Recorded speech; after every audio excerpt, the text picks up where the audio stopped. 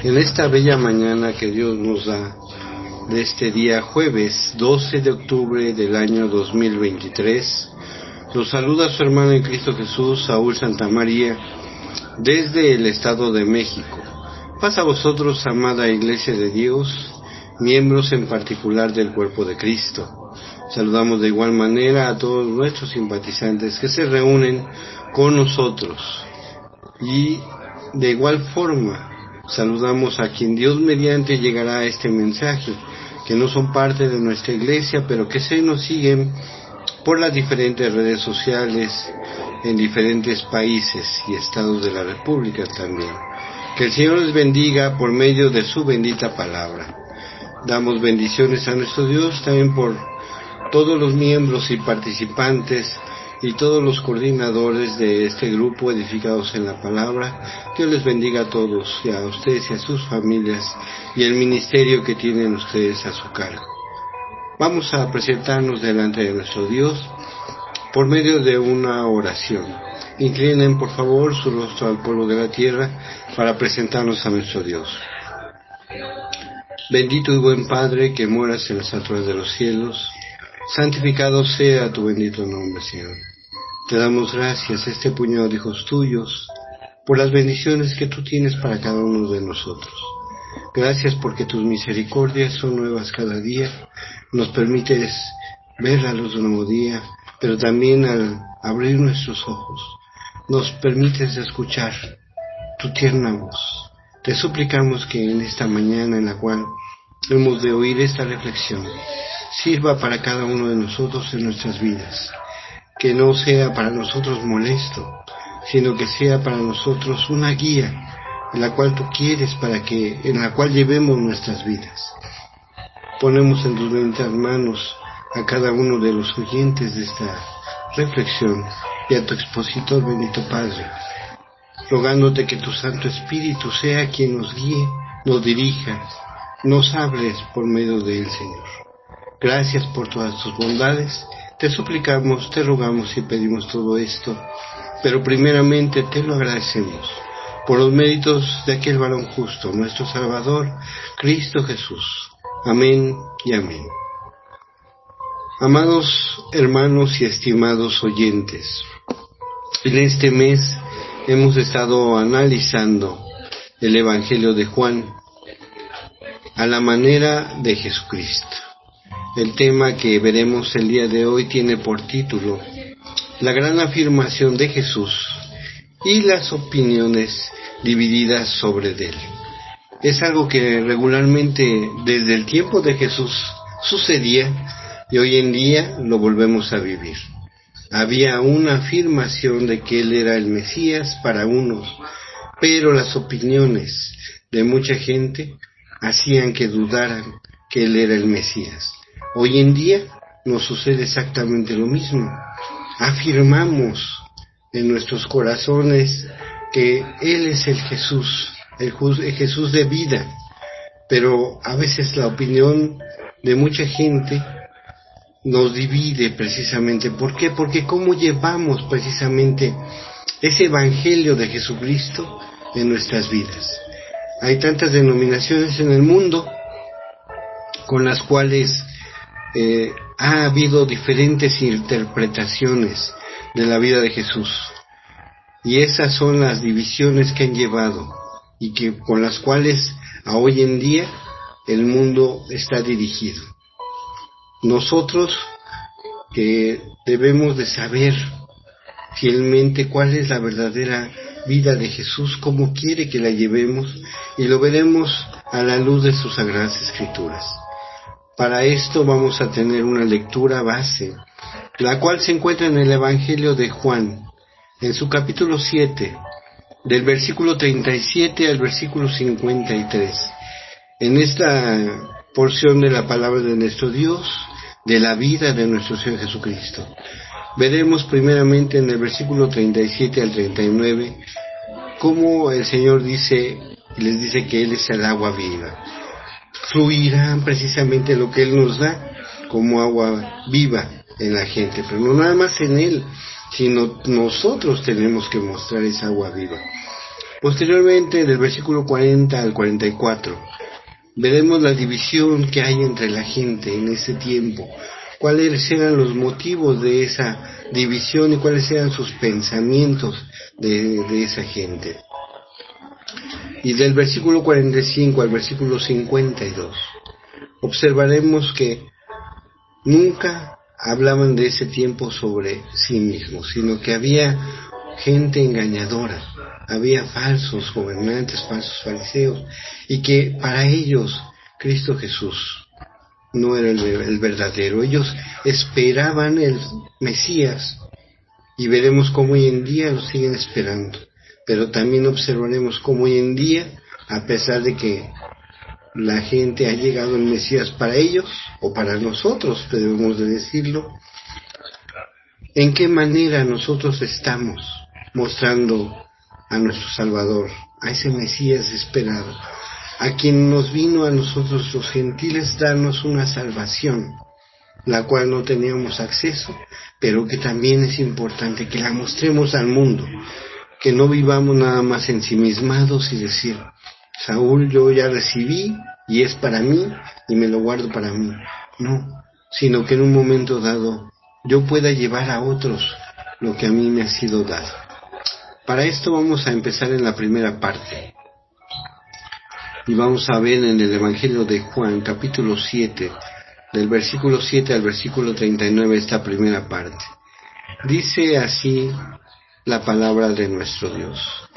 En el último y gran día de la fiesta, Jesús se puso en pie y alzó la voz diciendo, si alguno tiene sed, venga a mí y beba. El que cree en mí, como dice la Escritura, de su interior correrán ríos de agua viva. Esto dijo del Espíritu que había de recibir los creyentes en él, pues aún no había venido el Espíritu Santo, porque Jesús no había sido aún glorificado. Amén. Vemos aspectos aquí que en ese tiempo nuestro Señor Jesús se puso en pie y en una fiesta. ¿Cuál era esta fiesta? Y el por qué habla en esta fiesta precisamente del agua, de ese río de agua que Él nos vino a traer, que ahora en ese tiempo podía tomar la gente, ¿sí?, y saciar su sed.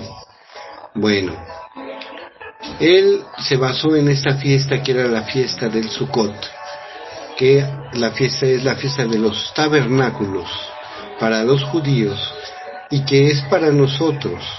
Aquí en México lo llamamos la fiesta de las cabañas. Regularmente en algunas todavía religiones lo siguen llevando a cabo. Lo siguen llevando a cabo la Iglesia de Dios israelita. Ellos siguen celebrando precisamente esta fiesta del Sukkot o los tabernáculos, aquí llamado cabañas. ¿Cuál es la conmemoración de esta fiesta? ¿Sí? Es el momento en el cual se da la revelación, es cuando el pueblo de Israel estaba celebrando en chozas mientras andaba a los 40 años en el desierto. ¿Sí? Es una celebración con la cual se conmemora eso que vivió el pueblo de Israel en el desierto. Estas son de las tres fiestas del que se le llama del peregrino. La primera es la fiesta de la Pascua judía, que se celebra en honor al memorial del éxodo de Egipto. La segunda es la fiesta del Pentecostés o Shavuot, que conmemora la revelación de la Torá en el monte Sinaí. Y esta que nosotros estamos, de la que está hablando la palabra de nuestro Dios en este momento, es la fiesta de los tabernáculos o Sukkot, que es la celebración para honrar las chozas en las cuales el profeta Moisés y los israelitas vivían por 40 años en el desierto. Esta fiesta o esta celebración acaba de terminar aquí en México. Empezó el viernes 18 de octubre. Empezó el domingo 1 de octubre del 2023 y terminó el viernes 6 de octubre del 2023 entre las 2 tardes, ¿sí? Dando inicio con la celebración el día de reposo, que es sábado. Les había dado otra fecha, pero esa fecha se refiere a la misma fiesta de Sukkot, pero el que se celebrará en el año 2024, en el día viernes 18 de octubre, y terminará el miércoles 23 de octubre en 2024. Bueno, en este año entonces tiene 4 días que terminó. ¿Qué es lo que hacen los judíos cuando están celebrando esta fiesta? Bueno, son 8 días de celebración.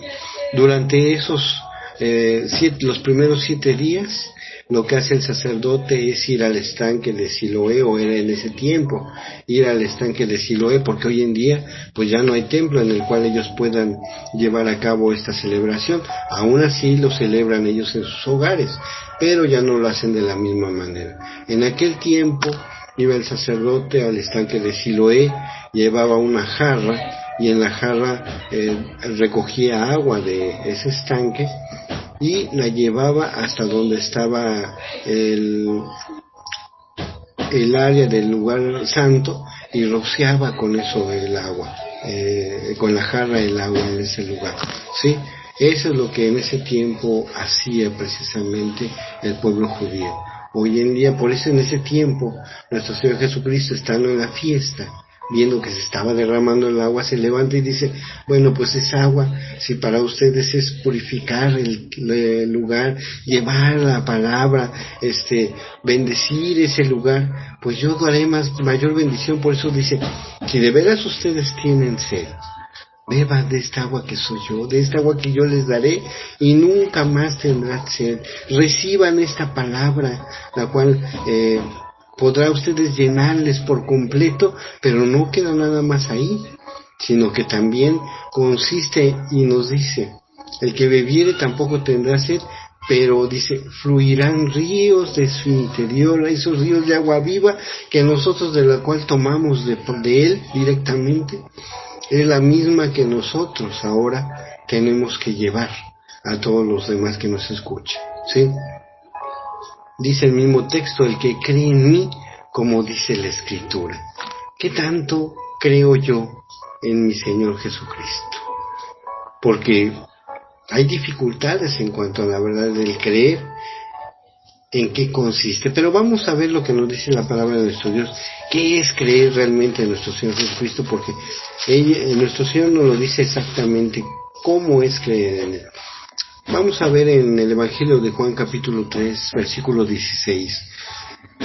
Un texto que conocemos mucho, pero hay que ver lo que dice más adelante. Vamos a darle lectura al versículo 16. Porque de tal manera amó Dios al mundo, que ha dado a su Hijo unigénito, para que todo aquel que en Él cree no se pierda, mas tenga vida eterna. Ahí nos dice Dios, dice, yo envié a mi Hijo para que el que en Él cree no se pierda, mas tenga vida eterna. Nos viene a dar vida a nuestro Señor, pero una vida eterna. ¿Pero qué es creer? Fíjense nada más en qué consiste creer. Vamos a pasar al versículo 18 de Juan capítulo 3. El que en Él cree no es condenado, pero el que no cree ya ha sido condenado, porque no ha creído en el nombre del unigénito Hijo de Dios. Y esta es la condenación, que la luz vino al mundo, y los hombres amaron más las tinieblas que la luz, porque sus obras eran malas. Entonces, ¿en qué consiste el creer? El que yo creo en el Señor nada más es estarlo escuchando continuamente, estar oyendo de Él, sino también actuar, cambiar mi manera de vivir. Eso es creer. El no creer es decir, voy a poner un ejemplo. A ver, Saúl, tú en un tiempo a lo mejor tomabas bebidas embriagantes, pero ahora que conoces al Señor, y aún más ahora que crees en Él, has dejado esa manera de vivir. ¿Por qué? Porque las bebidas son dañinas para tu cuerpo, y tu cuerpo es templo del Espíritu donde mora el Señor. Entonces, el creer implica un cambio en mi manera de vivir, y de esa misma manera como yo lo recibí, es como lo voy a dar a quien lo necesita, a quien yo veo que estaba en la misma situación que yo. Pero muchas veces yo nada más digo, creo, voy al templo, hago un ritual completo, así como lo hacen los judíos, hago un ritual de limpieza, el cual ese ritual no me sirve de nada, porque al salir del templo vuelvo a ser el mismo Saúl de antes. A yo seguir tomando bebidas embriagantes, al pensar mal de la gente, al tener un pensamiento de doble moral. No ha habido un cambio real en mi vida, y ese es no creer en nuestro Señor. Creer en nuestro Dios, en nuestro Señor cuando nos ha hablado, es tener no nada más un cambio cuando soy visto, sino aún más tener un cambio cuando no soy visto por nadie. Porque sé que el que me ve en cualquier lugar es mi Señor Dios.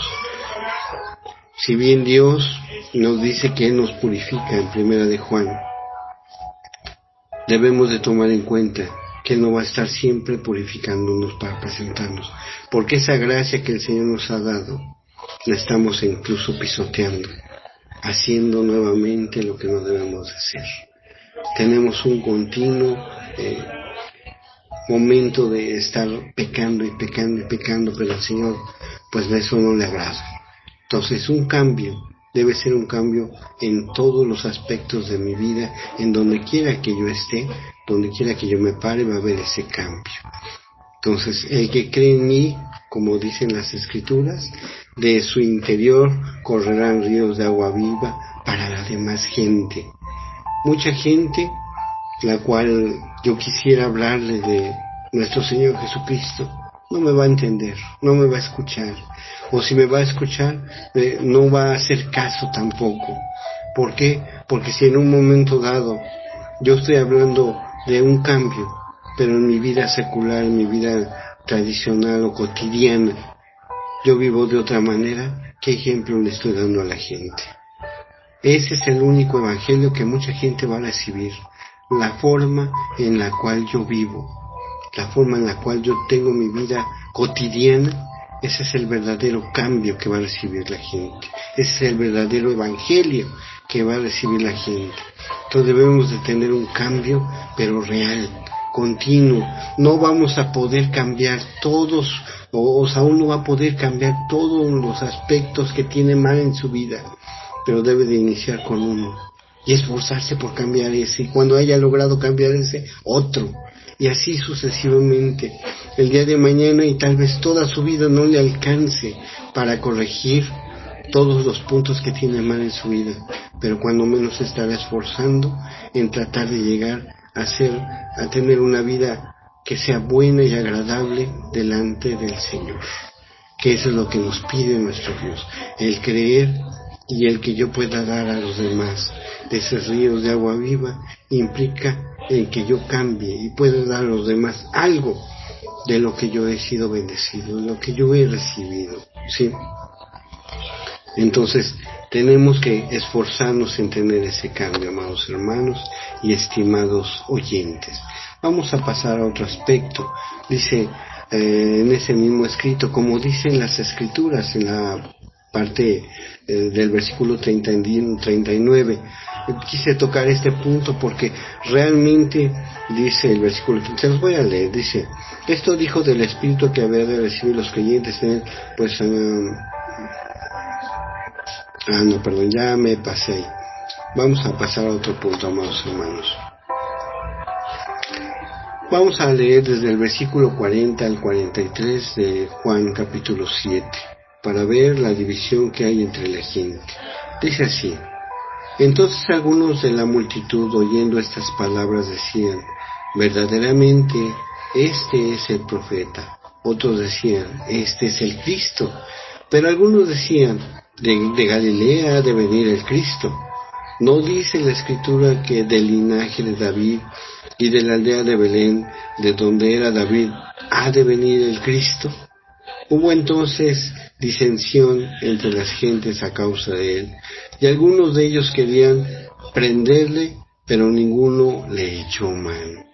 Bueno, las diferencias de pensamientos que había desde ese tiempo, en el cual decían uno, no, pues es que dicen unos que va a venir de Belén, otros dicen que de Galilea, otros dicen que va a venir del linaje de David, y ponían en tela de juicio si de veras él era el Mesías que iba a venir o era un profeta mayor. Había esa división entre la gente y el pensamiento de qué es, si seguirlo o no seguirlo. A pesar de lo que ellos estaban observando, de cómo era su vivir en nuestro Señor Jesucristo, había para ellos ese dilema, seguirlo o no seguirlo, eso no es. Y para concluir con este aspecto, yo podría decir en este momento, hoy en día sigue habiendo lo mismo. Hay tantas religiones, tantas denominaciones, tantas sectas religiosas. Vamos a considerar que habrá en el mundo, según una estadística, como 6,000 tipos de religiones aquí en el mundo. De esas 6,000 todas dicen tener la verdad, pero la verdad, ¿en qué consiste la verdad? La verdad consiste en que nosotros realmente tengamos una vida agradable a Dios. Que yo primero me esfuerce, porque desafortunadamente para nosotros como seres humanos es más fácil el poder decir, si ellos cambian, yo cambio, si Él lo hace, yo lo hago. Pero lo que yo debo de hacer, si de veras estoy viendo que estoy en la verdad, es cambiar yo. Tengo que hacer un cambio en mí de todo lo que está mal. Vamos a ver, voy a invitarlos a que veamos un texto precisamente que nos habla de esto. Vamos a buscar en la segunda carta a los Corintios. Segunda carta a los Corintios, capítulo 13, en el versículo 5. Segunda de Corintios 13:5 dice así, miren. Examinaos a vosotros mismos si estáis en la fe. Probaos a vosotros mismos. ¿O no os conocéis a vosotros mismos que Jesucristo está en vosotros, a menos que estéis reprobados? Fíjense cómo nos dice aquí el apóstol Pablo. Dice, bueno, Saúl, examínate a ti mismo, o sea, obsérvate tú cómo estás viviendo esa vida en Cristo Jesús, si de veras estás viviéndola como es agradable para Él, como Él te la está mandando, ¿sí? Examínate, no dice en un momento que observe cómo vive mi hermano, observe cómo vive mi padre, mi hijo, porque recordemos que la salvación es particular, o sea, yo mismo tengo que buscar mi salvación, no pagará el hijo por el padre, ni el padre por el hijo, ni nadie va a pagar por nadie, cada quien va a tomar en cuenta lo que haya hecho. Entonces, por eso dice el apóstol, tú, Saúl, examínate, ¿sí? Pruébate a ti mismo, si de veras Jesucristo está en ti, a menos que estés reprobado. Veamos lo que dice el versículo 6 de segunda de Corintios 3. Mas espero que conocéis que nosotros no estamos reprobados, ¿sí? Bueno, si yo me conozco, yo voy a saber si estoy o no reprobado.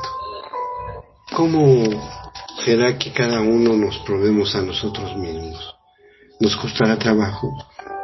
Incluso si yo tratara de engañarme a mí mismo de algo que no soy, podría lograrlo, porque una mentira, después de decirla muchas veces, se vuelve una verdad. Pero a Dios no lo voy a engañar. Dice nuestro Señor Jesucristo en la palabra de nuestro Dios, que lo que el hombre sembrare, eso también segará. Si yo siembro para mi carne, para mis gustos, para lo que yo quiero, eso es lo que voy a segar. No puedo mentir a mi Señor porque Él lo ve todo, Él está en todas partes.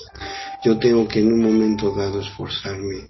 No puedo engañarme y decir, pues hoy estoy en un lugar, hoy estoy bien, y decir, no, pues mañana voy con Cristo y le digo que me perdone. Miren, vamos a ver este texto porque Muchas veces lo malinterpretamos y sentimos que el Señor nos debe de estar salvando, rescatando continuamente, y no es así para nuestro Dios. Dice Primera de Juan capítulo 2, en su versículo 1, Primera de Juan 2:1: hijitos míos, estas cosas os escribo para que no pequéis, y si alguno hubiere cometido pecado, abogado tenemos para con el Padre, Jesucristo el Cristo. Y Él es la propiciación por nuestros pecados, y no solamente por los nuestros, sino también por los de todo el mundo. Fíjense nada más, entonces, Él se echa todas las culpas por las que Saúl comete los errores o toma la ligereza. Pero finalmente un abogado, ¿cuántas veces podrá pelear por la misma situación o abogar por mí? ¿Y dónde queda entonces el que yo voy a cambiar? ¿En dónde queda entonces el que yo voy a ser mejor? ¿Dónde queda entonces el que Saúl ha recibido realmente y cree en nuestro Señor Jesucristo? Es una mentira y una farsa lo que vive Saúl. Tiene que haber un cambio. Y yo en un momento dado, como en esta gente que tuvo esa división, en decir, pues no es, o era de Galilea, o tenían una justificación para lo que estaban haciendo, yo no debo de buscar eso. No puedo estar justificando lo que yo estoy observando con mis propios ojos, que es la verdad. Y la verdad, esa nos hará libres, y tenemos que luchar para tener esa libertad en Cristo Jesús, por la cual Él vino a morir por nosotros. Vamos a ver la última parte de nuestra lectura, que comprende desde el versículo 45 al 52. Y vamos a ver en esta parte la reacción ante la pequeña defensa que da Nicodemo por nuestro Señor Jesucristo. ¿Cuál es esa defensa? Dice así, Evangelio de Juan capítulo 7 del 45 al 52. Los alguaciles vinieron a los principales sacerdotes y a los fariseos, y estos le dijeron, ¿por qué no le habéis traído? Los alguaciles respondieron, jamás hombre alguno ha hablado como este hombre. Entonces los fariseos le respondieron, ¿también vosotros habéis sido engañados? ¿Acaso ha creído en alguno de los gobernantes o de los fariseos? Mas esta gente no sabe, la ley maldita es. Les dijo Nicodemo, el que vino a él de noche, el cual era uno de ellos. ¿Juzga acaso nuestra ley a un hombre si primero no le oye? ¿Y sabe lo que ha hecho? Respondieron y le dijeron, ¿eres tú también Galileo? Escudriña y ve que de toda Galilea nunca se ha levantado profeta. Amén. Vemos aquí como al final Nicodemo trata de demostrar que Jesús no debería de ser juzgado de esa manera, porque incluso los que iban a detenerlo, los que pensaban que deberían de detenerlo, no le detuvieron. En un momento dado nosotros, ¿qué tanto defendemos en lo que creemos? Defendemos a nuestro Señor Jesús, defendemos nuestras creencias. Dice nuestro Señor Jesús, escudriñad las Escrituras, porque a vosotros os parece que en ellas tendréis la vida eterna. ¿Qué tanto escudriño yo las Escrituras para poder tener una defensa de mi Señor Jesucristo, de lo que Él vino a hacer por mí? Ellos en un momento dado se justificaban y decían, pues este hombre ha engañado mucha gente, pero a nosotros no nos engaña. Ellos estaban buscando que se le aprendiera porque tenían un beneficio cuando estaban en Jerusalén ellos solos. Ahora con nuestro Señor Jesús, al venir y abrirle los ojos a la gente, ellos perdían ese beneficio. Y es lo mismo que pasa hoy en día. Nosotros posiblemente no queramos abrir nuestros ojos para aceptar a nuestro Señor. pero tenemos nosotros que en un momento observar que los que no creen en Él y buscan en un momento apartarnos de Él, no tienen la verdad. Ver qué beneficio están sacando ellos. Yo no busco un beneficio, porque el beneficio me lo está dando Él desde que creo en Él, que es la vida eterna. Pero debe haber una continuidad en mi vida de buscarle y de en un momento dado escudriñar sobre las Escrituras para saber qué es lo que Él quiere de mí, qué es lo que quiere que yo lleve en mi vida. No volverme un hombre religioso que viva como ellos vivían nada más en Jerusalén y tomando la ley en sus manos como ellos querían, haciéndola como ellos querían, ¿no? No volver, sino más bien ser un seguidor de Cristo, el cual cumplo en mi vida lo que Él quiere que yo haga, pero para eso necesito escudriñar sus sagradas Escrituras. Que Dios les bendiga a todos y bendiga su bendita palabra. Vamos a orar para despedirnos y pedir a nuestro Dios que Él sea quien nos guíe siempre en nuestras vidas. Inclinen su rostro al polvo de la tierra.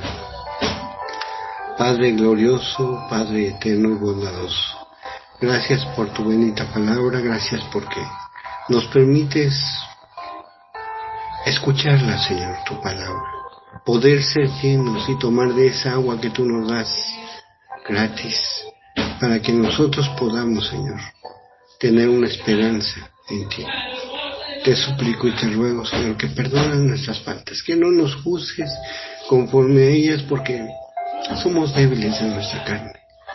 Pero te suplicamos que aumente nuestra fe y que de ese espíritu que tú has puesto en nosotros seamos llenos completamente y de esa manera no ver una carga al cumplir lo que tú quieres en nuestras vidas.